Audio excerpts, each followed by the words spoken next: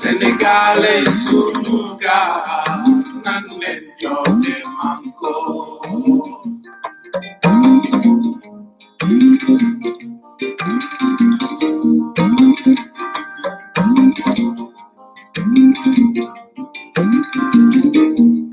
Sénégalais sunu gaal nan leen joote manko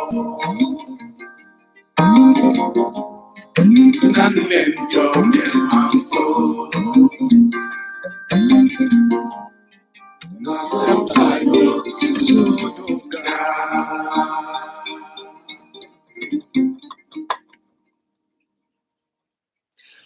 jërë ngeen jëf sama gaay yi namoon naa leen torop ndaxte yàlla def na ne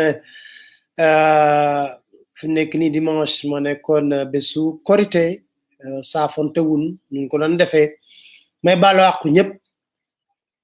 di baal àq ñëpp tamit dox yàlla na yàlla aar Sénégal sàmm ko iir ko la famille aussi ma leen wax yàlla na leen yàlla aar sàmm leen iir leen dëgëral seen taxawaay ngir lan Sénégal dëgëral seen taxawaay bu baax a baax parce que nag ñaan ñu ko yàlla de waaye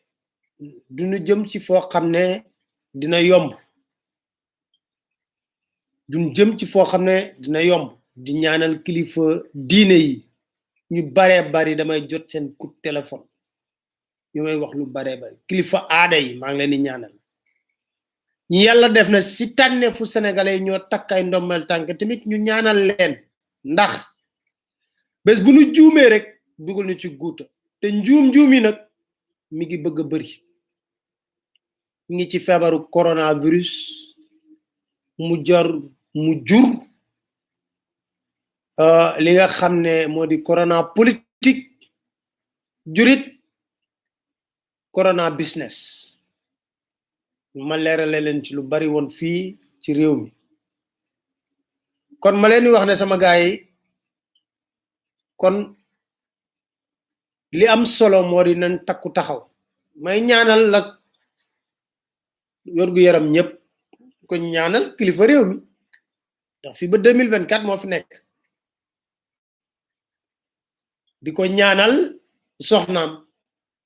ndaxte ñëpp gis nañ ni mu jaxasoog soxnaam ak doole ji ñuy wax ne moom la soxnaam am ci nguur gi yal na ko yàlla bàyyeeg sagoom bu baax a baax ndaxte jàpp nañ tamit ne day fal di folli ministre wax na ko fi kon yal na ko yàlla bàyyi sagoom ba ñi muy tànn di leen fal di ko folli mu nekk ñoo xam ne lépp lu ñuy def te doon njariñ askan wi di ñaanal goro bu jigéen bu président de la république yaayu soxnaam parce que nee naa leen nekk ni li am solo moo di rek ñu nekk ci jàmm réunion yëpp nag yëg naa réunion yi mujj a def sax ba ne nañ tëj fay seen téléphone yi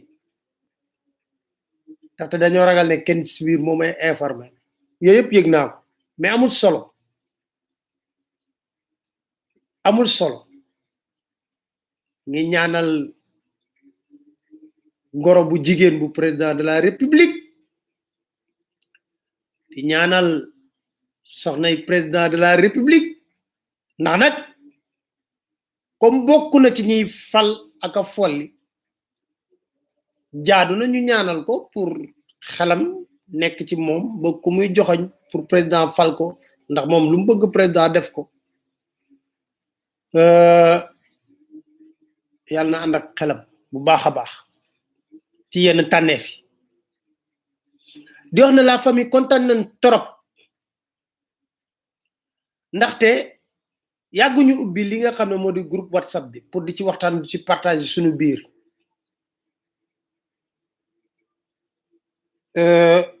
waaye fi mu nekk nii yegg nañ ba groupe bi fees na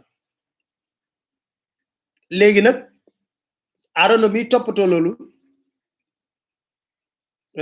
nee na versé wu nañ léegi ci Telegram parce que 267 xaw ma lan WhatsApp mën a jël xam nga yooyu man du ma am jot di ko toppatoo trop parce que liggéey bi mooy tax léegi nag versé wu nañ ñun ñëpp ci Telegram parce que foofu mën na jël bay defe naa ay 20 000 bari na daal li mën a jël kon versé wu nañ ci Telegram di gën a mën a soppeeku am na ñu bari ca fi nekk ni sax dugg nañ ci Telegram kon ma koy yëgal groupe bi yëpp ñu xam ko waaye sama gaay bàyyi leen li ma laaj maletu Amadou parce que dégg naa gaay tay yi may réunion bu métti boo xam ne parce que lu ma wax rek mu jur coow lu baree bari ma wax leen beneen instant yi may wax xam maa ngi leen doon wax juif boobu nga xam ne xaritu benn bakkan président Macky Sall la joxoon na ko fi marché sax pavillon université yi Ron Yafet te ma leen doon wax ne ñëw na fi ak jet privé dégg naa jour bu ma ko waxee ne ñëw na fii ak jet privé boobu ak jet privé la lendemain dafa départ ak jet privé dellu si la ñëw na Sénégal bu ñëwee fii Sénégal dañ may wax Eden Rock lay dal Eden Rock mooy fi ñu nangu woon mooy appartement yu bànneexa yooyu nekk wetu hôtel soo xamoon te ngeen wax ne Bibo Bourgier ak ñoom Karim Wade ñoo ko nangu Ron Yafet foofu lay dal foofu lay recevoir gars yi Ron Yafet la tudd juif la dafa yor benn jet privé yegsi na mi ngi fi Sénégal tey jii kenn ku ko gis côté Eden Rock moo ma ko wax ku nekk côté Eden Rock dama yow sa waa ji yegsi na ma ne ko kon war naa yegsi ak jet privé parce que jet privé lay ñëwee fii xam nga lu ko fi indi ma leen di wax rek jamono yi mi ngi lijjanti xam nga la maison du Sénégal bi nekk New York te tabax ko tam am luñ ci naroon a def moom moo ci nekk mais dossier moom dama leen koy beral parce que am na ñu bari ndewenal bi ma leen fas yéene jox xam nga mooy lan parce que gars yi dañ ma laaj benn affaire ne foog ma dellu siwaat di defaat chronique yi waxtaan naa ceeg équipe bi may liggéeyee Dakar Matin nee nañ ma waaw comme léegi mardi di nga def live kon mercredi de leen defal chronique ma ne ko non léegi il faut que ñu am aussi benn objectif bu précis chronique yi ñu nar a def mooy dañuy jëlaat scandale yi début premier scandale di ko lim benn bu nekk nag ñu teg ko fàttali ko waat ko Sénégal yi mooy doon chronique yi mais xew-xew yi xew ci réew mi ñu koy def live chronique yi boo leen di d'accord noonu lañ ko nar a defee maanaam chronique yi dañ ko jël ne yéen a ngi fàttaliku tudd loon nañ télé scandale ma fàttali leen ko ci chronique wax liñ ci waxoon yëpp mu jiwul fenn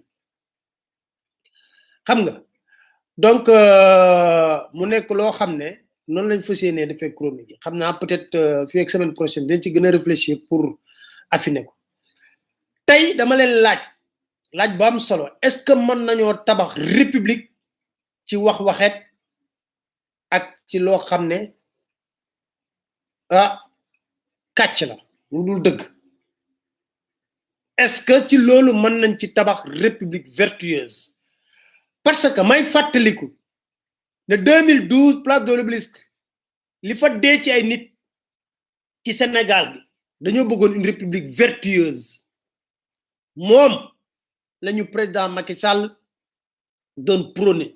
sobre et vertueuse tey nag xam lu ma def dama dajale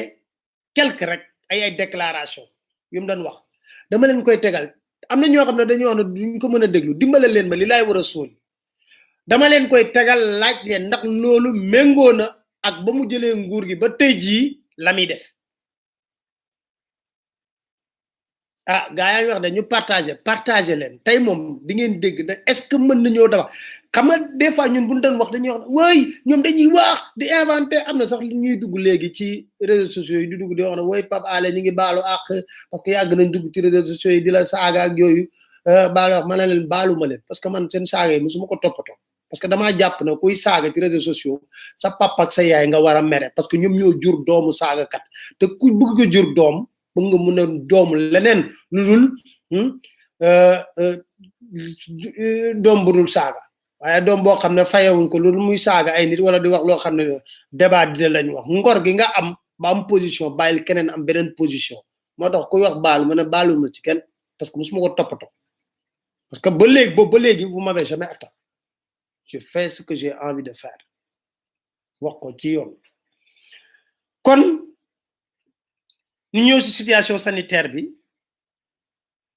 juif bi ñëw na de Ron Yafet xawma yaa may déglu xawma waa Mermoz ak may déglu xawma waa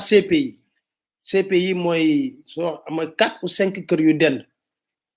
belle famille bi ñoom ñoo rangale kër yooyu yëpp ñoo ko dënd ñoo ko jënd ñoo fa dëkk léegi nag tey moom dama leen di tegal spécial ay déclaration ngeen déglu bu amee ngeen dama am na kon situation sanitaire bi ci wàllu coronavirus bi niñ ci 551 tests réalisés 31 tests positifs 28 cas lañ wax ne cas contact la 3 cas transmission communautaire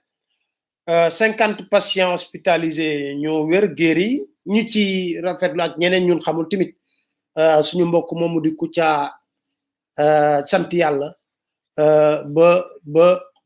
génn na fi nga xam ne moo di hôpital loolu la ñu wax dégg nañ sax ay déclaration am na solo bu baax a baax ñu koy wax ne ko yàlla dem njabootam ak jàmm suñu xarit boobu di Kouthia partagé leen laa la wax ni tey jii di ngeen dégg yu bare dama bëgg ñu déglu rek tekk laay def au total ñu ne feebar bi ba ma amee léegi mi ngi ci 3161 déclarés positifs 1565 guéris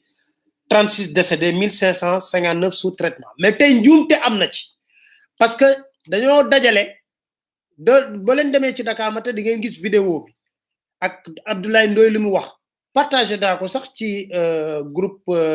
WhatsApp beeg Telegram bi ngeen gis ñu dajale tous les enseignants ci benn béréb Sénégal état bi mi ngi bañ rassemblement ne procédure bi ñu teg baaxul defe naa rectifier nañ ko léegi génne beneen communiqué bu bees boo xam ne ñu ngi koy changé ba léegi Abdoulaye Ndoye bu CUSEMS am na lu mu wax donc loolu am na solo am na yoo xam ne foog ñu leeral ko balaa ñuy ñëw ci loolu moo di dégg ngeen coowul décret bi coowul décret bi ba léegi dafa ci ay reetaan mooma la gën a def que waruñu ko sax ree parce que c'est une affaire très sérieuse xam nga yàgg naa leen wax li ma leen di wax lépp bàyyi leen ci xel fen du bay jaaw wax naa ko fii muy benn koo jàppee dof mi ngi wut garab yum la faje te nag mu metti lool ci ñun parce que ñoom saa bu ñu tegee dara ñu fexe ba génne preuve yu weer leen ni géej ñu weeru te du tee ñuy continuer di def rek du tee ñuy continuer di def am na ku ne nañ partager parce que du tee ñuy continuer di def xam nga tey jii su ma leen joxee chronologie décret bi rek yéen seen bopp sax war ngeen nga xam ne vraiment ñii defe naa xam nga dans le mensonge même sax ils sont pas pertinents parce que looy def rek nang ci aay dañoo ñëw ne benn guddi rek gis benn décret numéro 2020-964 circulé ci réseaux sociaux yëpp jot ci ñu gis ne décret bi ñu ngi ko signé le 17 avril 2020 président de la république bi nga xam ne sénégalais yaa ngi jooy mbas mi mu métti lool ba tey jii am na ñuy jooytu jotuñu lu ñu war a jot on a partagé leen tey ngeen di dégg loo leen musul dégg fii tey jii dinaa leen pikir tey yoo xam ne da ngeen wax ne noonu lii musu koo wax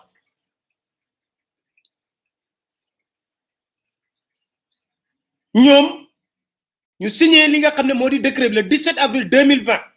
sénégalais yi nekk ci coono gu métti ndax coronavirus bi nekkate ñoom ñi ngi xool ni ñuy gën a paccoo bambulaa suñu xaalis président laqatu signé décret honoraria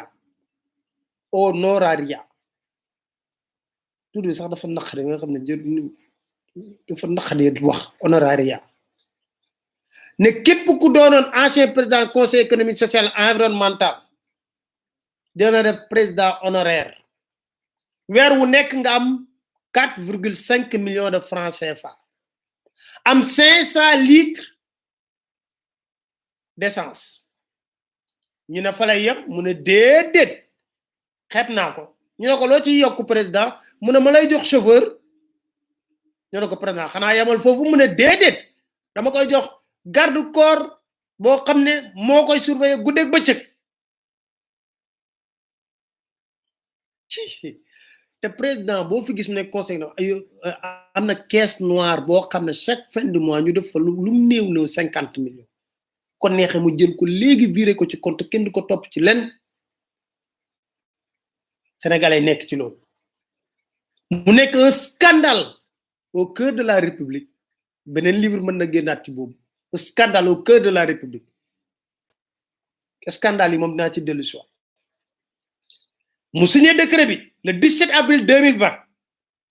guddi gi Sénégal mel ni tulleeg màlle coow li ne kur ñëpp di wax ne li ñuy xanaa dañ ñoo yàpp ñii xanaa lii bu nekkoon dëkk boo xam ne dafa normal laa suba sa sénégalais yi wàcc ci mbedd mi defanteeg ak ñoom ba coow am wala ñu génn retirer décret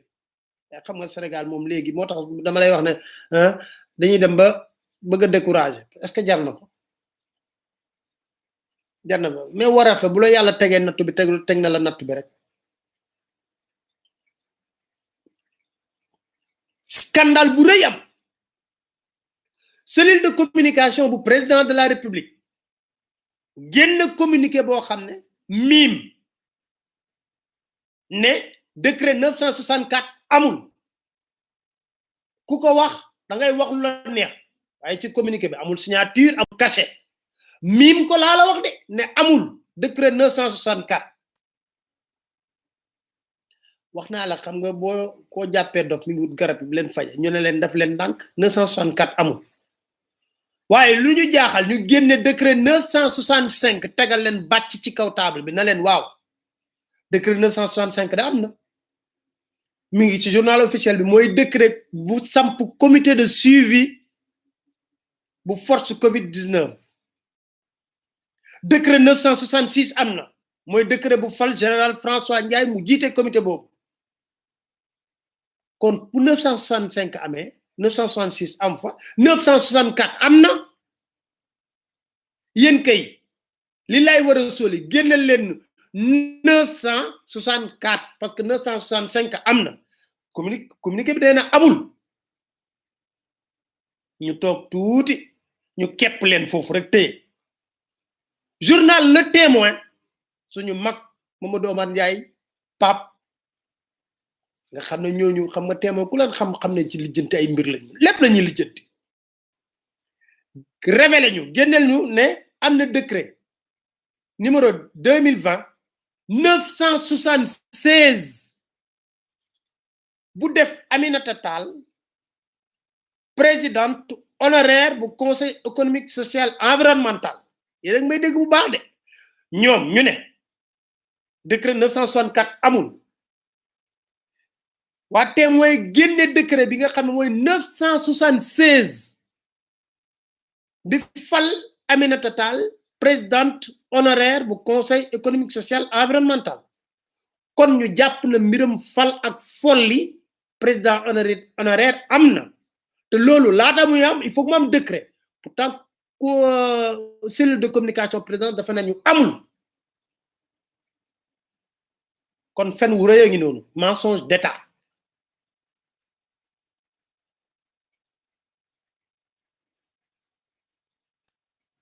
mensonge d'état mi ngi noonu parce que nañu décret 964 amul bu décret 964 amul décret 976 mun ta am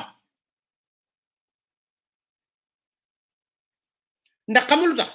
décret 976 bi def Aminata Tall présidente honoraire dafa viser décret 964 parce que dañ ciy bind vu le décret 2020-964 du 17 avril biñ daan wax ñun ne am na ñoom amuñu ko ñoom ci 976 ñoo weer seen bopp ñoo ne vu le décret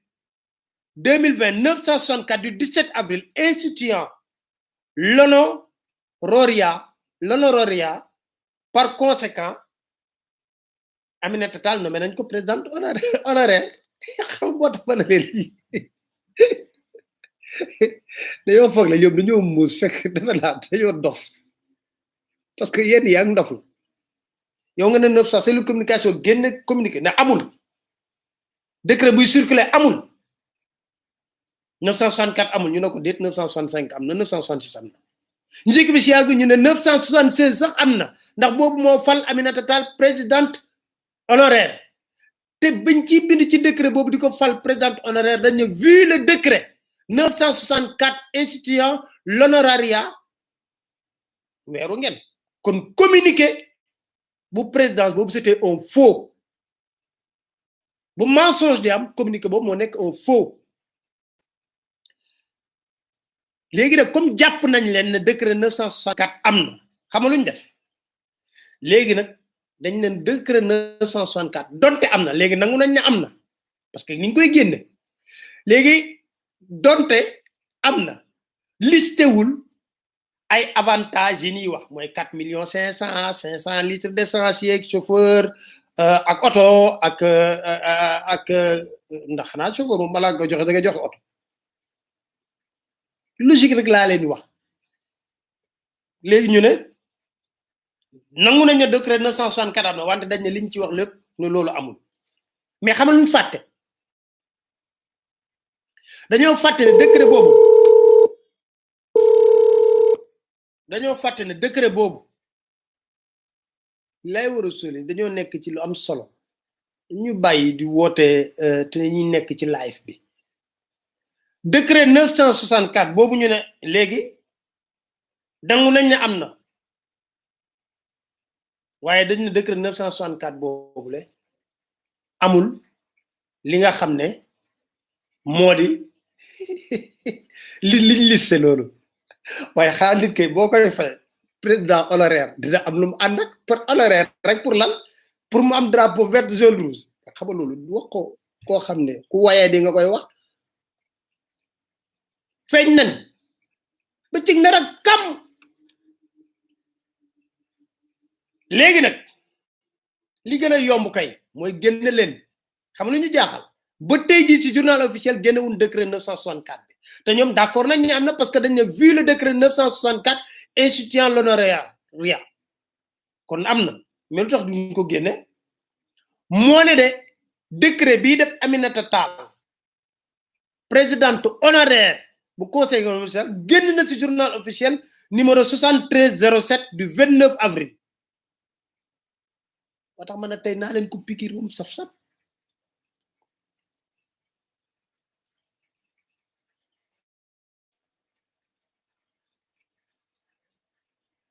décret boobu bi fal Aminata Tall présidente honoraire moom génne nañ ko ci journal officiel xanaa logique pour logique kay décret 966 décret 964 moo ko war a jiitu ci journal officiel logique pour logique buñ toppantee rek décret 964 moo ko war a jiitu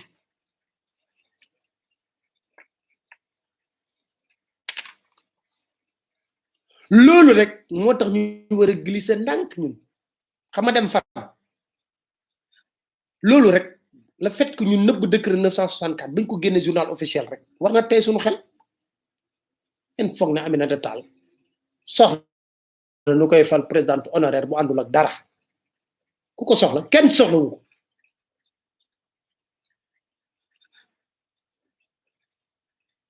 loolu rek war na tax ñu gëm na ñoom seen kàddu rido mayga kenn du ci wéeru rido mayga kenn du ci wéeru te tey dinaa leen ko génneel ngeen déglu benn par benn di ngeen taf seen gémmiñ ne non musu ko wax non Pape Alé lii ni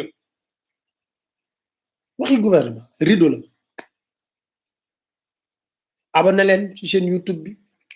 mais défi yi ngeen lancé seen bopp nag yéen réussir leen ko man moom li ma war maa ngi koy def maa ngi dem di leen indil information di leen ko tegal mais yéen leen défi bi da ngeen di yóbbu abonnement bi ba 300 000 abonnés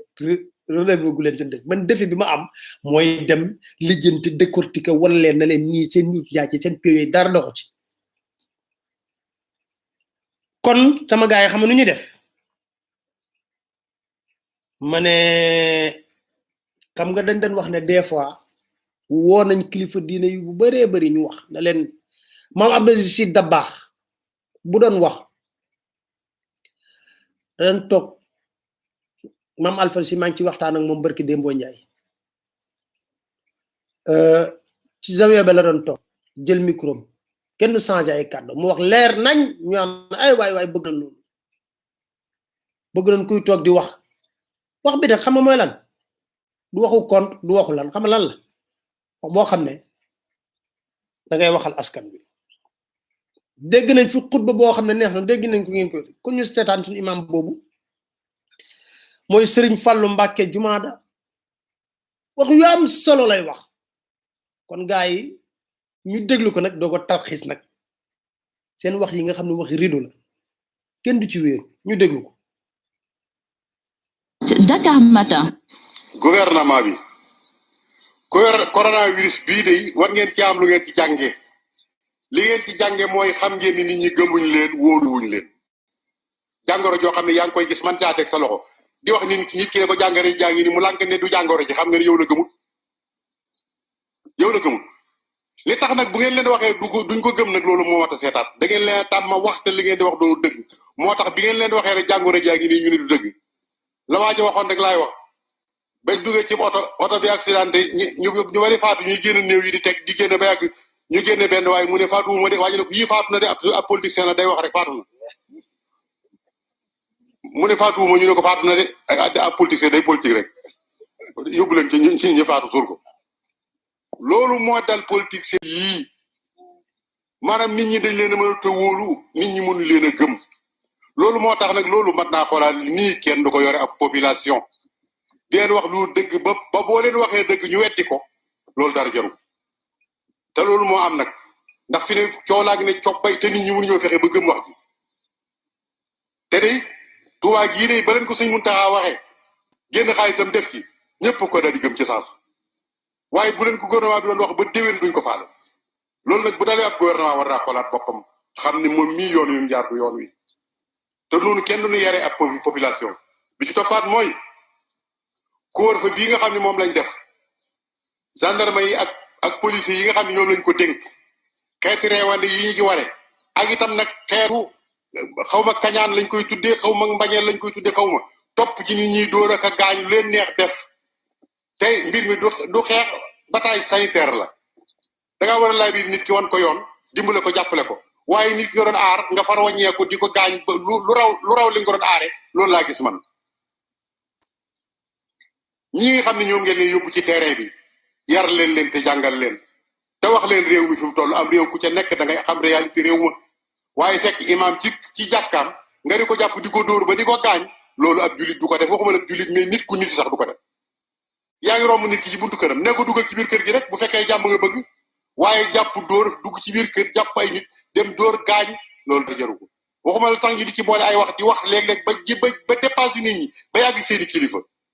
yooyu gouvernement na ci bàyyi xel yu tuuti la yoo xam ne ñu ngi koy xeeb te day gën di màgg rek te gis nga nit ki su fekkee ne da nga koo yare noonu mu ne cell bis bu fippoo rek musiba am force de su ko yore ab population da ngay wax ak ñoom yërëm leen dimbal leen te xam ne bañ lay fal looloo taxoon kon nañ xoolaat ci wàllu woowu bi ci des mooy dangaa waxoon de daaw de atum social la waaye ren jii nag moo war a doon atom social ndax ceeb bi ñuy séddale da ngay gis ku dikk ne la nañ seet ñi ko yayoo man de xawma beneen koñ waaye koñ bii ma dëkk rek ñëpp a ko yayoo koñ bii ma dëkk soo bëggoo nat naan kan ak kan moo fi yayoo ndimbali doo bàyyi kenn ñëpp ngay bind kon suñ bëggee dimbali nit ñi bu amut ko yayoo ñëpp a ko yayoo nañ leen jox dimbal suñ leen mënta jox ndimbal mënta daj xaalis biñ jëm muy junni milliards yooyu ñu teg ko ci prix bi wàcce ko ba saagub ceeb jeer du junni kon yëpp dañ ci mën a jot su fekkoon dañoo bëgg a dimbali nit ñi dañuy wàññi ceeb bi wàññi suukar si wàññi diwlin bi benn bu nekk ñu wàññi ko ba ki néew doole mën caa joti su boobaa danañ ci jot kon nañ dimbali nit ñi sonn nañ de boo demee ci àll bii de la fa nekk kenn mënu la ko wax kon ren jii atam social la bi ci toppaat nag mooy nawet baa ngi ñëw nit koo xam ne kii amoo loo nooroo xam nga doo am loo nawetoo kon gouvernement bi na bàyyi xel ne réew mu sonn mu kiif mu feebar moo fi nekk ma bëgg mu jàppale leen jàppale gi nag bu mu ko jaarale ci politiciens yi la ma la waxoon na ko jaare ci nit ñu wóor ñoo xam ne yi jàppale dañ jot ndax li ëpp ci li ñuy séddale kat dégg lañ ci am ndax boobee ba léegi kenn taawagu fii ne ma li ñuy séddale gouvernement bi jot naa ci kon nañ dimbali nit ñi jàppale leen baykat yi nañ leen dimbali amuñ jiw amuñu dund amuñu matériel bu ñu bayee la muy jur nag mooy soo ngeen leen bàyyee noonu ñoom ñëpp dañuy bàyyi foofu yi àll ba ñëw fekk si leen foofu ci tax yi buuxanteeg yéen ci loolu ngeen yor ñu jéem caa am seen gëm kattan teyit na dimbali nit ñi wutal leen ab diir boo xam ne bi dañ mën ñibbi seen kër yi ndax na nga xam ne kat fii de am na fi borom kër yu yalwaan yoo xam ne bii seen alal la nga Dakar dañoo mënta dem am na ñoo xam ne ña nga Dakar bëgg ñibbi bay mënuñoo dem gouvernement bi na jël na def xelam ci xam ne nit ñi dañoo sonn amaa ñi ci des nag diggante ministère yaag député yaag attekat yaag ñaaju ñoom ñëpp xam nañ ne nekkuluñ fi kenn seen bopp lañ fi nekkal nit ñaa ngi xiif ba sonn amuñu dara amuñ fuñ jëm amuñ ku leen jàppale damaa defoon ne kay kenn ku nekk day wax ne man de sama salaire bu ñaari weer joxe naa ko ginnaaw nit ki ne ko toogal ci sa kër te amulum lekk yow nga ne ko toogal ba nag bu weer dee nga fay sa sol def sa poos xam nga ne yaa ko tey ni fa toog bu fa toogee léegi mu jóge fa su fekkoon ne daal bëgg nañoo dimbale doomu aadama yi dañuy maye seen salaire ñaari weer ñu dajale ko jox ko doomu aadama yi dimbali ko assemblée bi nag moom ku leen di tudd sax daanaka moom jurul wax moom assemblée moom ñooñu duñ dara boobaag léegi ndax dégg ngeen leen fenn te nee ñu yéen lañu fa nekkal ndax dégg ngeen kenn ci ñoom tàmbale ci Moussa Niass ba ca suuf seen caisse noire boobu tey ñu tibb ci génne ko dimbale ko doomu aadama yi lu may ñu toog di seetaan déggoo ci kenn kon boo liggéey gi si biir bala ngeen a farati député na ngeen xool kii kan la naa Dakar. xam nga dëgg pire dëgg du romb nopp dëgg pire ñoom sax da lan dul neex de li ma benn kilifa bu mag bu nekkoon seen biir wax na ma Pape Alé day métti trop waaye dëgg rek nga ñuy wax wala loolu de moo fi nekk xam nga yéen a ngi fàttaliku président Macky Sall daf ñu daan xas ñun xas de di wax ne woy ñi nga xam ne ñu ngi ci réseaux sociaux yi nee na ñoom ñëpp ne ay kii lañ ñu nekk ci réseaux nee na ñoom ñëpp ay chômeur lañ di ñu xas ñu ñëpp ay chômeur lañ waaw nee na chômeur yi ñoo nekk ci réseaux sociaux yi di déformer ay waxam lu le mu ko wax de xas ñu xas yu métti ñu woy réseaux sociaux yi ñi fa nekk mooy ñu amul liggéey amuñu dara moo ne de ma dégtal leen ay kàddoom lu ñu waxoon ci réseaux sociaux yi niñ naree am puissance ak dëkk yi man mi la ko waxoon ci benn émission te mi ngi doon xas de nee na ay chômeur lañ amuñu liggéey amuñu dara li ñu def te ba li ma jaaxal mooy foo ko fekk moom mi ngi yor portable xaw ma ndax ci réseaux sociaux la lekk wala déet foo ko fekk mi ngi yor portable mais nee na ñun ay lan nee na ay chômeur lañ amuñu liggéey moo tax ñu am jot nekk ci réseaux sociaux yi moom moo nu doon wax lii. Dakar Matin. Aujourd'hui, la magie du clic, partout dans le monde, on le voit, fait face à la toute-puissance du fric et des flics. Donc, le clic à travers les réseaux sociaux, Facebook, Twitter, YouTube, etc., à travers les appels qui se font, ils font face à la toute-puissance de l'argent et à la toute-puissance de la répression. Donc, vraiment, croire qu'avec la répression, on peut régler,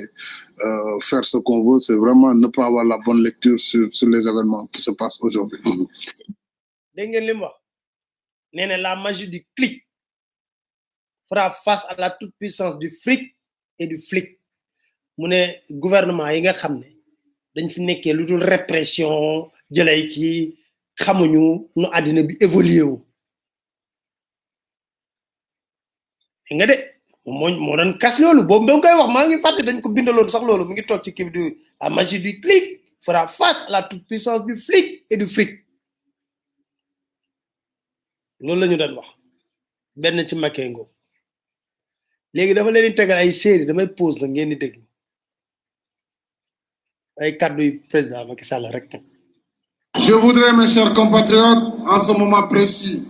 m'incliner devant la mémoire de nos compatriotes qui sont tombés au champ d'honneur pour défendre notre constitution et notre démocratie. Nous sommes ensemble tout près d'écrire une nouvelle page de l'histoire politique du Sénégal. Dakar Matin. Dégg li mu wax. Nous disons à l'APR que la patrie importe plus que le parti. Avec les responsables, les militantes et militants de l'APR, ce n'est pas de partager un pouvoir. Nous devons instaurer une démocratie véritable qui ne soit pas seulement un slogan. Nous devons faire en sorte que l'équilibre des pouvoirs soit respecté au Sénégal. Nous devons faire en sorte que tous les citoyens soient égaux devant la loi. Dakar Matin. Yéen a ngi dégg nee c'est la patrie avant le parti du pàccoo est-ce que tey pàccoo la wala du pàccoo tontu bi yéen a ko xam bu la neexee ngeen tontu la magie du clic loolu yëpp léegi nag yéenay xool rek après ngeen wax man dama leen di jox rek ngeen wax bu ñuy wax rek. La République, c'est des institutions fortes. La République, c'est l'équilibre entre les pouvoirs. Qu'il s'agisse du pouvoir exécutif incarné par le président de la République et son gouvernement, ou du pouvoir législatif incarné par la représentation nationale à travers l'Assemblée nationale, ou encore le pouvoir judiciaire à travers les cours et tribunaux. Il faut qu'il y ait un équilibre. Mais lorsque toutes les institutions s'effondrent devant une seule qui fait et défait selon son bon vouloir, nous ne sommes plus en République, nous ne sommes plus en démocratie. Et aujourd'hui, c'est le plus grand danger qui guette le Sénégal, qui mine jusqu'à l'existence de sa République. Dakar Matin. may laajte def na fi moom lu fi président musta def Cour suprême jël décision même pas 48 heures nga ne tareet décision bi so xotti sànni fële mën a d'accord man sax d'accord naa parce que bokk na ci ñun mën a combat pour ñu rapatrier mais nga normal ça veut dire nga mettre les formes ñu def rabat d'arrêt bi daaneel affaire bi ñu ne au moins respecté nga tey na ma wax tey est-ce que tous les pouvoirs ne sont pas effondrés boobu Wade la doon xas de devant lui est-ce que tous les pouvoirs ana pouvoir législatif nañ ma wax pouvoir législatif lu mu def ay ñu dem. Le choix des députés, quand même, ne permet pas d'avoir un régime d'équilibre, puisque les députés sont élus sur deux modes de scrutin. Un scrutin dit majoritaire à un tour, c'est 90 députés qui sont élus, c'est le Raougadou. Bon, vous avez une voix de plus, vous prenez tous les députés de Dakar, par exemple. Ils sont 7, vous avez 30 voix, moi j'ai 29, vous prenez les 7. C'est pas très démocratique. Ensuite, vous avez 60 sur la liste proportionnelle. Mais le choix de ces 60 incombe au chef de parti en général. Donc le député qui est là, il n'est pas choisi par une circonscription, il n'est pas choisi par des électeurs, mais il doit son élection au choix de son parti et simplement par le nombre global de voix. Donc dans de telles conditions, on ne peut pas dire que l'Assemblée nationale va être le centre d'impulsion de la politique. Dakar Matin. dégg nga li mu wax de xam nga loolu lan la woon dama ne ko woon mais est-ce que régime parlementaire mu ne non mode de scrutin élection législative la ñu war a changer pour député nekk vrai député moom ci nguuram ci ayam ñaari élection législative fekkee na ko fi est-ce que dafa changer mode de scrutin bi pourtant xam na nan lañ war a falee député pour député bu demee foofu toogal fa askan bi mais du fa toogal nit xam na ko de parce que mi ngi koy expliquer expliqué na ko bu leer nañ expliqué na ko mu leer nañ ne ni ñuy falee député fi mu nekk nii moo tax député tekkiwul dara mais ba mu toogee ba tey jii moom lan la changé ci mode de scrutin bi ñu dem. Que si je suis élu président de la République, il y aura une transparence même au niveau des comptes de la présidence de la République, parce que je permettrai à la Cour des comptes d'avoir accès aux comptes de la présidence de la République et de l'Assemblée nationale, parce que la Cour des comptes doit aider toutes ces institutions. Dakar Matin. Je compte. dégg nga li mu wax nee na moom bu faloo woon boobu mi ngi wut de mu ne bu faloo loo tax ñu wax jikko wut kat xaar ba mam ba pare rek du jikko nee na moom bu falu woon day permettre Cour des comptes ñu ñëw auditer compte présidence waxuma sax loolu amul waaye moom ba mu faluwaatee ba tey jii deful déclaration de patrimoine am looloo gën a yomb ba mu faloo ba léegi te ni ko exiger na ko balaa ngaa def prestation de serment da ngay def sa déclaration de patrimoine ba léegi defu ko est-ce que tey jii ba mu commencé ba tey jii am na benn organe de contrôle bu am fit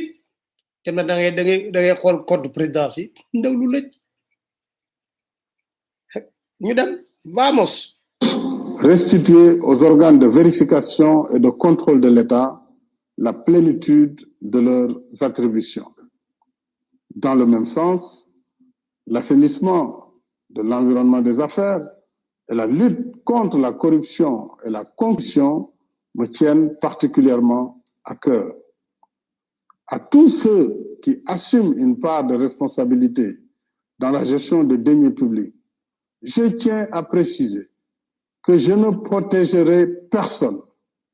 Je dis bien personne. J'engage fermement le gouvernement à ne point déroger à cette règle. Dakar Matin. may laaj est-ce que ba mu faloo ba léegi am na kenn xam nga soo may wax sax kenn ci ay nitam président Macky Sall rapport estampillé te rapport yu bëri rapport OFNAC fan lañ ci instruire amul Cour des comptes génne ko jox ko rapport mu on va créer une commission lu musta am Sénégal inspection générale d'État 2015 la gëj a génne rapport te dafa war a génne chaque année rapport te nee na dana moom dafa waxoon ne premier discours am naa renforcer organe de contrôle yi pour ñuy gën a saytu gis nga moo tax ma lay wax ne ñett ngi nii gëmu ci moom gëmu ko état de droit démocratie ak bonne gouvernance gëmu ci leen moom gëmu ko il n'y croit pas gëmu ko il gère comme il veut je ne protégerai personne waa léegi tey est-ce que mën nañ ko wax ay ci nguur gi ministère yi ne woon naa leen duma passé ñaar fukk ak juróom politicien la bu doon suma sago ku ma jege ma def la ministre ndax ku ne dana bëgg am cër ginnaaw bu xeexee ba am ndam waaye dama ne toujours réew mi la ñuy jiital balaa ñoo xool suñuy parti wala di xool suñuy intérêt bopp réew mi moo ëpp solo balaa ñuy wax waxu parti kon réew mi lay jiital même bu fekkee ne sax sama biir njaboot dinaa ci gis ñoo xam ne kontaan nañu mën nañ ma damay xeef waaye du yàgg naa ne loolu ay kii la rek ndax xam nañu ne ñëpp mënuñu xëy rek nekk ministre kon dañu xool li jaadu li am solo li mën a nekk ñu def ma ne kon ñaar fukki ministère ak juróom war na doy pour doxal gouvernement bu Sénégal. Dakar Matin. moom ci boppam xamul ñaata ministre la am xanaa ñi nekk conseil des ministres mais ni mu nommé moom ci boppam xamul ñaata la xam nga yéen a ngi gis ne léegi salle des banques la ñuy defee réunion bi parce que dañ leen imposer li nga xam ne moo di mesure barrière yi parce que salle Bruno Diatta buñ fa demee dañuy tànkali ko nii la ñuy def ndax bari léegi soo obligé dem salle des banques xam nga salle des banques gën pour mën a respecter si moo ko doon wax de léegi yëpp moo ko doon wax moo tax des fois jég yaa su ma demee reetaan damay déglu leena 25 ministres doy na ci moom xamul ñaata ministre la am xam nga Erdogan ba mu fi ñëwee dafa ñëw ministre yi rangal muy nuyoo turó bi seeg jékki ci président de la République ko finalement vous avez combien d'enfants pour tooñ ko chayee ko bu la ko bon mu jox ko benn chiffre Erdogan nag en Turquie nous on a 19 ministres Turquie bi nga xam ne mooy ni ñu lebal dañu may xaalis ak lépp 19 moom xamul ñaata ministre la am. On ne peut pas continuer à faire la transhumance telle qu'elle se pratique aujourd'hui, parce qu'il faut mettre de l'éthique dans tout ça. Il faut que les gens reviennent aux valeurs. Il faut qu'on revienne aux valeurs, c'est extrêmement important. Parce que nous ne pourrons pas changer positivement notre pays si nous restons dans le boule-falais, là, le masla qui ne veut rien dire, chacun peut faire ce qu'il veut, mais après on ricane entre camarades et puis voilà, on se tape de l'épaule et c'est fini. Non. Dakar Matin. Gouvernement. xam nga loolu xam nga lu mu doon wax ci wàllu transhumance la ñu koy laaj mu ne non ay transhumance politique dafa war am éthique ah mënuñu nekk def lu ñu neex ba pare après on ricane entre copains on tapote tey may laaj ci yéen laay laaj est-ce que dëgg la am du dëgg noonu la doxalee wala doxalee wu ba mu demee Kaffrine Ahmed Aïdara laaj ko ci wàllu transhumance bi xam nga lan la tontu woon dafa tontu woon ne Ahmed dafa transhumé ak yooyu te xamul ne circulation professionnelle la loolu mooy nga jóge ci télé bi dem ci beneen télé wala nga jóge ci rajo bi dem ci beneen rajo mu ne ko mu jàppee ko transhumance dama leen wax rek leelaa leen tey bi ma sonn bon ñu dem ba tey ji ak président Macky Sall tey moom. C'est une réaction de tristesse et d'indignation. Tristesse devant la mort. bi mooy Ndiaga Diouf bañ ko reyee ci affaire bañ songee Barthélemy ci mairie bi dégg leen président Macky Sall lan moo si nekk position ak te ba tey ji nag ñi ngi jaabantaloo Barthélemy Diaz palais ñu ngi ko téye ñu ngi koy jaabantaloo ñu déglu. Du jeune Ndiaga Diouf qui a perdu la vie dans une opération commando dans laquelle on l'a entraîné face à l'agression contre Barthélemy Diaz et contre son institution municipale. Mais l'affaire Barthélemy Diaz, il faudrait le prendre dans le cadre global de l'enchaînement des événements depuis le 23 juin. Tout le monde a constaté que devant le refus citoyen de valider l'imposture de la loi constitutionnelle pour fixer le ticket et la suppression du second tour, le pouvoir avait décidé de passer à la vitesse supérieure et avait décidé de recourir à des mercenaires. Lorsque je l'ai dit, vous vous rappelez, tout le monde a crié sur moi, y compris même mes propres partisans, que ouais, au Sénégal, il ne peut pas y avoir de mercenaires. Mais le mercenaire, c'est quelqu'un que vous payez pour faire une sale besogne. Et il n'était pas exclu, il n'est toujours pas exclu d'ailleurs, qu'on ait fait recours à des étrangers. Mais aujourd'hui, il est clair qu'on a payé des gens pour verser du sang et pour instaurer un climat de terreur dans le pays. Et ça, c'est le fait du pouvoir. Le pouvoir nous a institué, le pouvoir PDS, à une violence institutionnelle, une violence verbale. Maintenant, la violence est devenue physique et mortelle. Rappelez-vous également de l'assassinat du jeune Malick Ba, suite à la tentative délibérée de découper la communauté rurale de Sangalkam et de la faire passer en délégation spéciale. Souvenez-vous de la violence institutionnelle contre moi-même à l'Assemblée nationale, où des mandats ont été donnés, mais par des abus de majorité, mais un terme à l'expression du suffrage que les citoyens ont donné. Alors, c'est tout cela qui a entraîné que ce jour du 22 ou du 23 décembre, l'on est assisté à une bande armée devant la police médusée et qui était là impuissante. Ils sont venus agresser. Donc, les vrais responsables de cette affaire sont ceux-là qui ont commandité et financé cette opération. Tout le monde a vu à travers la télévision que même les médias ont pu avoir le temps de venir, de filmer en direct où étaient les forces de sécurité. Donc, je pense que là, l'État a une responsabilité pleine et entière dans ce qui s'est passé devant la mairie de Sacré-Cœur-Mermoz, qui a entraîné donc la mort de Ndiaga Diouf. J'en profite pour présenter mes condoléances attristées à sa famille et vraiment souhaiter que Dieu l'accueille en son paradis. Mais j'en profite aussi pour exiger la libération de Barthélemy Diaz, puisque l'enquête piétine. On parle aujourd'hui d'une nouvelle enquête à réaliser par la gendarmerie. Si c'est le cas, il n'y a plus de raison de retenir le Barthélémy Diaz en prison. Attendons donc que la nouvelle enquête fasse le point et la lumière pour pouvoir mettre en examen ou inculper qui que ce soit. Donc je pense que loolu dégg nga ko def moo exiger la libération de Barthélémy Diaz tey ci biir ayam nguuram la ñuy def ni Barthélémy Diaz ci biir ayam la ñuy def ni Barthélémy Diaz c'est la même personne mais des fois da ngay jég ba chaque non est-ce que ma continuer ak yéen ba tey ji wala ma dem lan ci foncier bi suuf si parce que littoral bi xam nga gis ngeen niñ ko caxat-caxatee c'est scandaleux ma dem ak yéen ci non bàyyi ma dem ci état de droit après doogu ñëw ci suuf si lam ci doon wax. Dakar Matin. Tant que nous n'avons pas un état de droit, tant que la démocratie n'est pas viable, tant que l'État ne fonctionne pas selon des principes républicains, tout ce que nous voulons construire, nous ne pourrons pas le faire. Je puis vous assurer que si je suis élu président de la République, la Cour des comptes accédera au compte de la présidence de la République. Elle accédera au compte de l'Assemblée nationale. Donc, elle sera renforcée. Et nous aurons une chambre régionale des comptes, puisque je compterai développer une politique de déconcentration et de décentralisation accrue. Et les budgets transférés vont être exécutés dans les régions, les marchés se feront dans les régions. Et donc, la Cour des comptes, l'Inspection générale d'État et tous les corps de contrôle de l'État suivront également le mouvement, ce qui d'ailleurs va désengorger Dakar et donc les environs. Dégg amna wala amul amna yi mom disque 1 terrain la am ci ay déclaration ma dem ci foncier bi.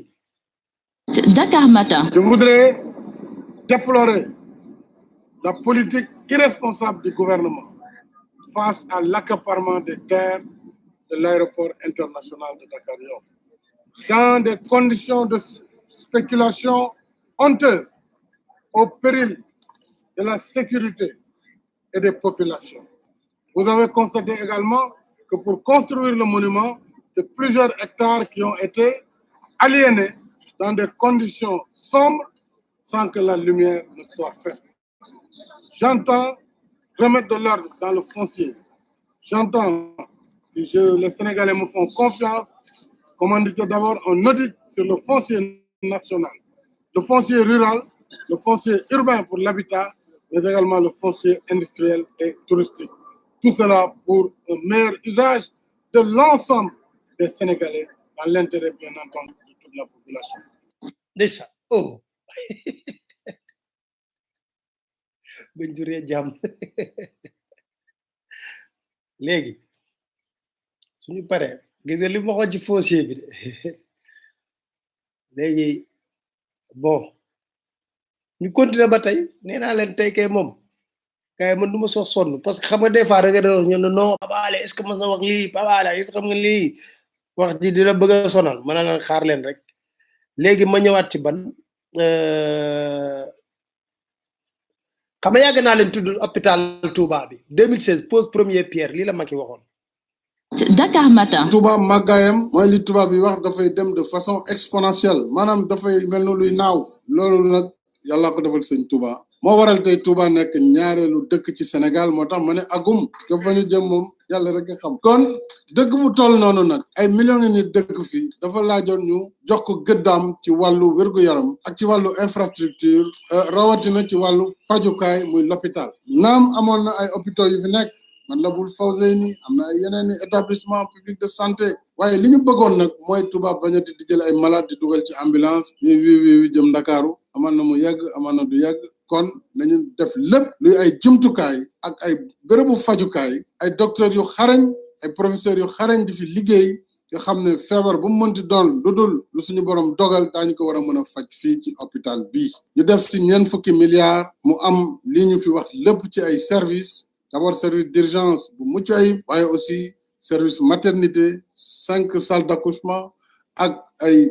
xeetu rajo yoo xam ne yu mucc ayib lay doon kenn dootul soxla jóge fi di dem Dakar wala di dem bitim réew pour di faju kon loolu am solo la kon Cheikh Bass maa ngi wax ni bu doon suñu sago hôpital bii ni mu toll ak yéene biñ ci am xalif bi joxe ci ndigal ñu war ko mën a tuddee hôpital Khadimou Rassoul de Touba loolu yaakaar nañu ne bu amee dana wane jëmukaay bi ak yéene bi ñu am ak fa ñu mën a toll ci wàllu wér-gu-yaram waaye surtout yéene bi ñu am ci yéen am ko ci population bi dund fii waaye am ko itam ci population Sénégal yépp ndax dégg ngeen programme bi dafa ñëw hôpital bi mooy ci bi gën a mag waaye dinañu dem premier ministre xam naa ak ministre de la santé ci fan yu néew dinañu dem Kédougou daañu dem Kaffrine daañu dem Sédhiou ubbil leen hôpitaux yu mel ni Dakar. yéen a ngi dégg rek dama gaa yéen a ngi bëgg a ree seen bopp tey de ay ree rek non non c'est pas rigolo nag c'est pas sérieux parce que nga jég ba si yàgg nga bon yàlla baax na le hôpital bi 2016 la def pose première pierre bi di ngi ci lan 2020 yàggagul bu Sédhiou xawma ci dara bu Kaffrine ak bu Kédougou waaw yëpp doon ci loolu de yéen a ngi fàttaliku conseil des ministres décentralisé yi ba mu waree fépp ba mu des Ndakaaru am na lu mu waxoon léeg-léeg xaw ma ñaata milliards lañ jëlee te ay ja ba déglu leen ko. Dakar Matin. Je suis venu présider ce jour 20 juillet 2016 à Pékin le 14e conseil des ministres délocalisés. Cet exercice de planification commune entre le gouvernement et les populations à la base nous vaut aujourd'hui une programmation territoriale d'investissement d'environ 2872 milliards. 2872 milliards, c'était avant le Conseil de Dakar. Je peux vous dire que sur les 2872 milliards, déjà 1700 milliards ont été exécutés au moment où je vous parle, soit un taux de réalisation hors Dakar de 61% de taux d'exécution des engagements pris dans les 13 conseils des ministres délocalisés. Il faut ajouter aujourd'hui 1800 milliards de francs pour le conseil de Dakar. S'agissant particulièrement du conseil de Dakar, je viens de valider en conseil un important programme d'investissement qui est de 1800 milliards sur les 3 années à venir, 2016-2018. 1800 milliards, dont seulement 126 milliards sont en recherché comme gap. Autrement, sur les 1800 milliards, nous avons tout ce qu'il faut, sauf 126 milliards que nous pourrons mobiliser avec nos partenaires. Je voudrais simplement faire noter que ce Conseil des ministres d'aujourd'hui a permis de prendre les décisions importantes suivantes. Je décide de retourner le stade Assane Diouf de Dakar à la jeunesse pour construire un nouveau stade pour un montant de 20 milliards de francs CFA. Donc cela va mettre un terme à ce conflit entre la jeunesse et donc nous verrons avec tous les acteurs concernés la mise en œuvre de cette décision importante. D'importance, je reviendrai là-dessus lors de ma tournée à Bargny et à Rufisque. C'est la protection côtière. Nous voyons aujourd'hui les conséquences négatives des changements climatiques sur les populations riveraines et côtières qui vivent le long de la côte. Enfin, j'ai décidé que Rufisque verra son canal historique enfin refermé, reconstruit, j'allais dire, sous un format approprié et les études seront engagées sans délai pour que Rufisque, en tout cas, puisse vivre dans un environnement beaucoup plus sain, qui puisse également éviter la prolifération de moustiques et de tout désagrément de cette nature. Stade Assane Diouf xam nga wala da koy delloo jeunesse bi dem leen xool miire waat nañ ko chinois yi ko jëloon miire waat lañ ko ba defar ko ba leer ko tawaxaat nee na amoon nañ 1800 xaw ma nee na 125 milliards non bon ak lal gars yi tey moom defe naa ak ban transparence lan la waxoon na dara ci transparence. Dakar Matin. Il y aura une transparence même au niveau des comptes de la présidence de la République parce que je permettrai à la waxoon na ko ba pare léegi ñu dem seeti beneen de voilà OFNAC bi muy sikkal 31 décembre bi passé moom moo doon wax ci OFNAC de. Dakar Matin. am solo daal luñ ci mën a jàpp mooy Sénégal politique bi ñu taxawal dama tey la gën a valable te li tax mu gën a valable tey mooy dama samp yeneen kuréel yu bees yoo xam ne pour ñu ànd ak man di liggéey war nañu xam ne déjà benn ñëpp daañu def ci yenn fonction yi seen déclaration de patrimoine waaye OFNAC muy office national de lutte contre la fraude et la corruption dafa am ay pouvoir yoo xam ne daf koy may mu saytu te bu saytoo aajowul sax muy jox président rapport mën na ko déposer directement ci yoon maanaam ci procureur la République loolu day wane daal gouvernance bi nga xam ne Sénégal song na ko te GIABA muy kuréel gi saytu si Afrique sowu jant wàllu woowu félicité Sénégal ñu jiitu si tam ci wàllu taxawaay te loolu am solo la pour préserver les ressources yi nga xam ne alalu réew mi. dégg ngeen li mu wax nee na OFNAC la doon tagg nee na déclaration de patrimoine dañ koy def moom bosom defu ko maa ngi koy wax léegi wax ma ko de Seynabou Ndiaye Diakhaté nee na au moins am na 300 personnalités yu deful seen déclaration de patrimoine ñuy laaj sax ban njariñ la am parce que déclaration de patrimoine entrée dafa am ak bu sorti maanaam boo defee déclaration patrimoine entrée nga ne lii ak lii bu sorti boo defee da nga war a defaat beneen déclaration patrimoine ñu xool ndax yow li nga liggéey war na la may nga am loolu bu nekk na dafa yokk ay buñ ko defee réew mi toj parce que ñun xam nañ fi ñu fi jënd ay appartement Paris ci diggante bi ci diggante bi ak waaw defe naa tey daal ma yem fii gars yi wala defe naa bàyyi ma yem fii mais nag xam nga lii Almaktoum waxoon ñu la ban feebar la buy dal ñi nga xam ne ñoo di politiciens yi feebar la de suñu maladie Almaktoum waxoon nañu ban feebar la déglu leen ko bu baax a baax surtout feebar di ngeen ree bay bëgg a dee ñu déglu Almaktoum. Dakar Matin. am na loo xam ne bu ko nit waxee nit ki normal la tudd waaw man ko waxtaan ak benn médecin mu mel na tudd na ma sax baat ñu di ko waxe schizophrénie ma ni ko kër bi luñ koy bindee mu ni ma CH feebar la buy def ci yow ñaari jëmm mooy tax yenn yi li ngay wax ci suba du bokk ak li ngay wax ci midi waaw c'est pathologique kenn mënu ci dara am na benn sunu mbokk bu nekk Ndar daf ko dal waaye da ngay sonn ndax daf lay tëj fii wax la loo xam ni da ngay defe ni bu asamaan doon daanu it lool la fekk dara du ci dëgg moom doo xam noo koy def benn bés fekk na Pape Cissé mu toog ci kër ga mu ni ko allo Pape dama demoon town bi sa yaay ngi lay nuyu defar na ma reer ma kontaan mu def lii mu def la Pape ni ko fan yi yëpp sama yaay ngi ci biir dafa seet si sama nijaay mu ni ko mu ni ko nuyul ma ko kooku moo nekkoon Almaktoum kon gars yi comme gars yi sonn ngeen ci dama ne moo taxoon dama leen doon wax rek xam nga yu bëri denc nañ ko ci ay déclaration yu bare am na yu gën a garaaw sax yi mais dama ne kon dafa xam loo xam le dégg nga ma ne ko damaa demoon teewoon seeti sa yaay mu defal ma reer du leex mu ne ko sama yaay fan yëpp mi ngi fii mu ne ko nuyul ma ko kon sama gars yi defe naa ma xool ma mayaat leen soo leen bëggee tamit imam bi ngeen déglu parce que li mu wax dafa dëggu damay déglu ba si maa ngi waxtaan ak Arona bala passé ma ne ko imam bi dafa mel ni li ñuy wax daf ñuy déglu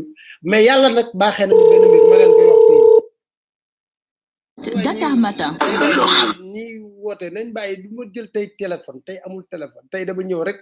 indil leen li nga xam ne moo di lii pour ngeen am loo leen ci jam kon gars yi xam nu may def ma tàggatoo ak yéen rek léegi nag yéenay xool parce que yàgg nañoo wax ñuy wax ne woy pawaale lu ñu wax ni x am na léegi nag dootuñu sonn malet bi am na ko wax malet bi du taximan de kooku chauffeuru kooku la bu ma tudd turam chauffeur am la woon moom ko yeeru xam naa malet bi ay dollar mais malet bi nag dama lay wax ne dañ ko jël rek ñu joxaat ko beneen malet xam moom xaalis moom yomb na joxaat ko beneen malet boobu ndeysaan nag malet bi ba mu demee mu dajale njaboot gi yëpp foofu ku nekk mu jiiñ leen ko nag foog na nekkati chauffeur bee ko dóor malet mu dem Amadou wax naa leen Amadou damay wut interview loolu la tudd du Amadou Sall le fils du président chauffeur bi moo tudd Amadou léegi kooku dinaa ko kii laaj naa benn laaj tamit nee naa leen agence de voyage mbir na boobu nañ ma wax kan moo ko moom maa ngi leen di wax rek ñu dëgër bopp di ma reeñoo di wax duñ ma ko wax mais léegi xaar dinaa ñëw léegi 1800 milliards conseil de Dakar yi kon ma def lu dul tàggatoo leen gars yi di leen di daje incha allah tey la mardi ñu leen dig yàlla imam bi ma tegaatal leen imam bi pour ngeen déglu ko li mu wax dëgg gu wér péng la après ñu teg suñu slogan Dakar Matin. gouvernement bi coronavirus bii de war ngeen ci am lu ngeen ci jànge li ngeen ci jànge mooy xam ngeen ni nit ñi gëmuñ leen wóoluwuñ leen jàngoro joo xam ne yaa ngi koy gis man caa teg sa loxo di wax ni nit ki ne ko jàngoro yi jàngi ni mu lànk ne du jàngoro ji xam nga ne yow la gëmut li tax nag bu ngeen leen waxee duñ ko gëm nag loolu moo mat a seetaat da ngeen leen tàmm wax te li ngeen di wax doo dëgg moo tax bi ngeen leen waxee ne jàngoro jaa ngi nii ñu ne du dëgg la waaja waxoon rek laay wax ba duggee ci oto bi accidenté ñu bari faatu ñuy génn néew yi di teg di génn ba yàgg ñu génne benn waaye mu ne faatuwuma de waaye ne ko yii faatu na de ab politicien la day wax rek faatu na mu ne faatuwuma ñu ne ko faatu na de ab politicien day politique rek yóbbu leen ci ñi faatu suul ko loolu moo dal politicien yii maanaam nit ñi dañ leen a mën a wóolu nit ñi mënu leen a gëm loolu moo tax nag loolu mat naa xoolaat nii kenn du ko yore ab population ngeen wax lu dëgg ba boo leen waxee dëgg ñu weddi ko loolu dara jaru te loolu moo am nag ndax fi ne coolaa gi ne cobbay te nit ñi mënu ñoo fexe ba gëm wax ji te day Tuubaa gii de ba leen ko Sëñ Muntaxa waxee génn xaalisam def ci ñëpp ko daal di gëm ci saas waaye bu leen ko gouvernement bi doon wax ba déwén duñ ko faale loolu nag bu dalee ab gouvernement war naa xool boppam xam ni moom mii yoon wi mu jaar du yoon wi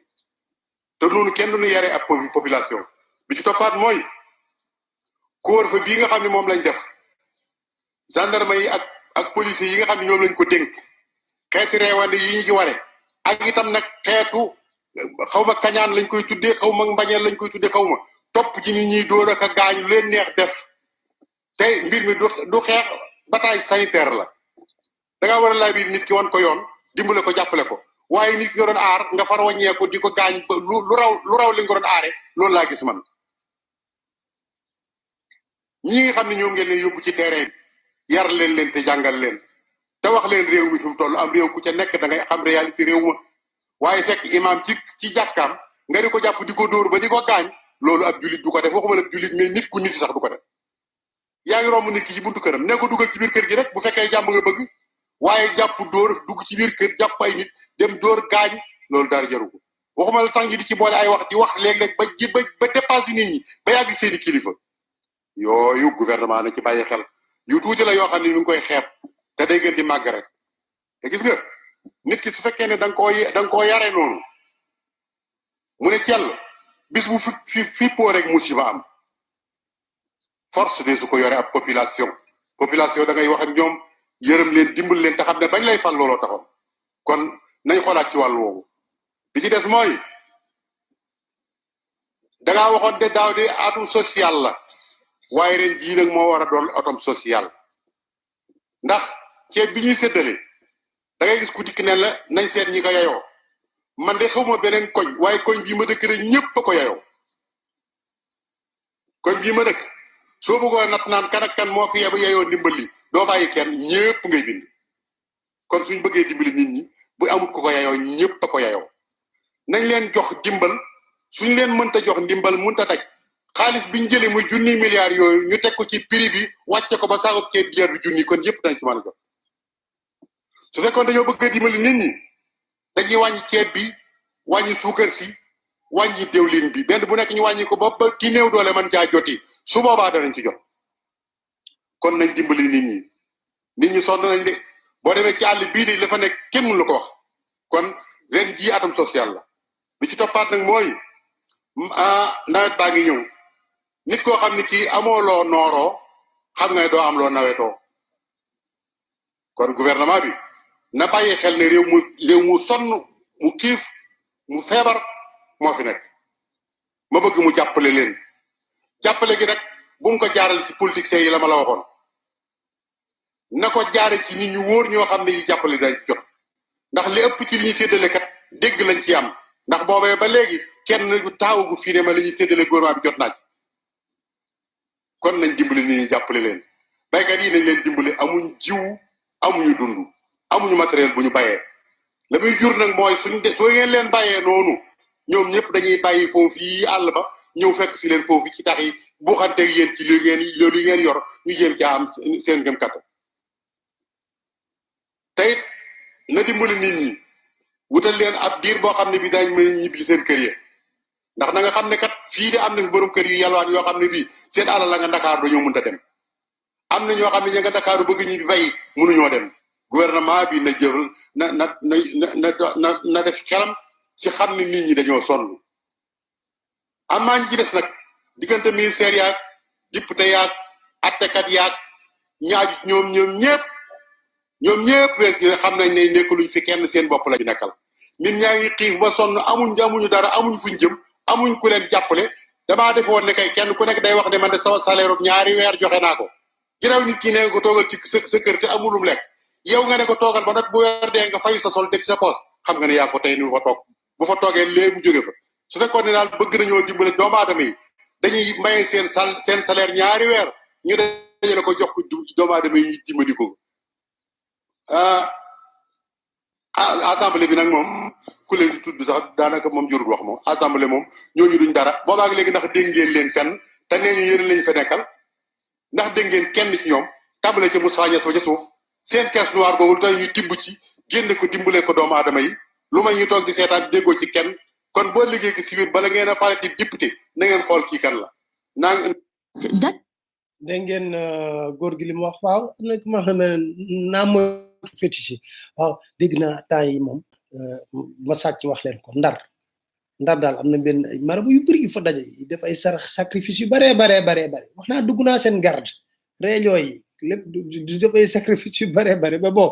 yàlla baax na kon gars yi ba ajuma ak jàmm incha allah ñu àndate rek ak yéen amoon naa mbégte lool non tax bàyyi leen Amadou taxi bi malet bi la dañet malet bi ay dollars ci nekkoon kon ba ajuma ak jàmm incha allah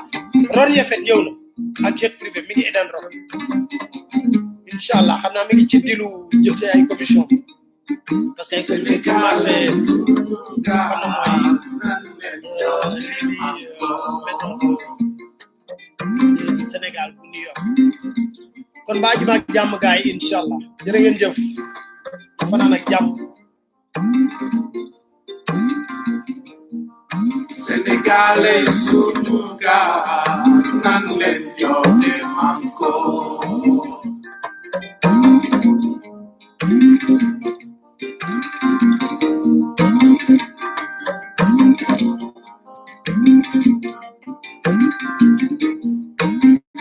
Sénégalais sunu gaal nan leen joote manko nan leen joote